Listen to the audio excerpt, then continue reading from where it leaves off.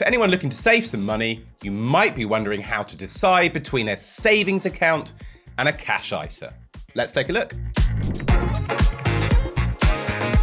Savings are obviously very important. You never know when you might need the cash. To help with this, individual savings accounts or ISAs are particularly useful, allowing for up to £20,000 contributions each tax year for tax-free saving and investing. Within these, you will contribute some money and they will pay you some interest. Importantly, no matter how big your ISA savings grow, they will always be ring-fenced from taxes.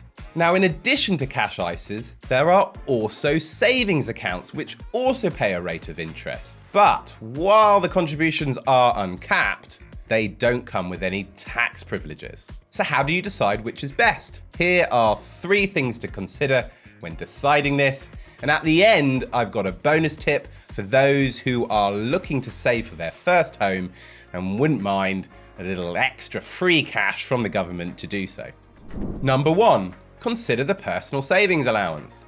Each year, basic rate taxpayers are allowed to earn up to £1,000 in interest before having to pay any tax on it. This is the personal savings allowance. For higher rate taxpayers, that's £500, and for additional rate taxpayers, there's no allowance. This is important because if the interest that you're likely to earn is below the PSA threshold, then the tax privileges of the cash ISA don't really mean that much. And you may wish to use your £20,000 annual ISA allowance for stock market investing instead. That said, if you're planning to save for a long period of time and your savings are likely to significantly grow, then so will the interest that you earn, which may tip you over the PSA threshold. At this point, it may then be hard to shift significant sums of savings into an ISA because of the annual allowances. So consider the future and what you're planning to do with your savings. Number 2, look at the rate of interest across different accounts. Cash ISAs are likely to earn a lower rate of interest than savings accounts, which is why it's important to consider how much interest you might earn and your potential tax liability. Moneyfacts Compare is one site I would recommend for comparing rates. And no, I don't have any commercial relationship with them.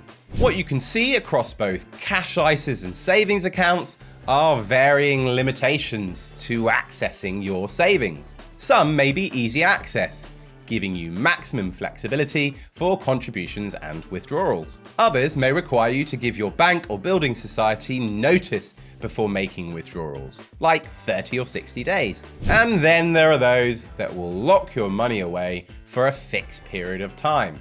Within savings accounts, these are often referred to as fixed rate bonds. This is important because, broadly speaking, the less readily accessible your money is, the higher the rate of interest you're likely to earn, because the bank will be using your money elsewhere. So again, thinking about what you're planning to do with your money will help direct you here. Number 3, don't forget your contributions can be split. Of course, it doesn't need to be one or the other. You could mix and match cash ISAs with savings accounts, easy access or restricted. Now, I would also add, if you're planning to save at least a portion of your cash for longer than 5 years, and you have a bit of an appetite for some stock market investing, which has the potential to generate much better longer term returns, then I would also consider mixing and matching your £20,000 annual ISA allowance between cash ISAs and stocks and shares ISAs. This means you could end up with a mix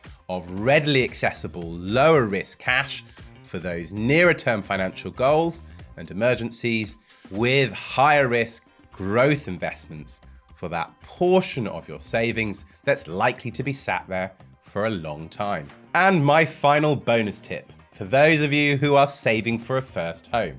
If you're between 18 and 40 years old, you may also open a lifetime ISA. Within these, you may contribute up to £4,000 of your £20,000 annual ISA allowance until you're 50 years old, and the government will top it up with a 25% bonus.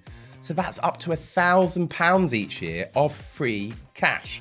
In exchange for this generosity, access is obviously restricted. You may only withdraw money for either your first home or when you're 60 years old. Please subscribe to the channel if you found this video useful, and if you've got any questions for me, please leave them in the comments box below.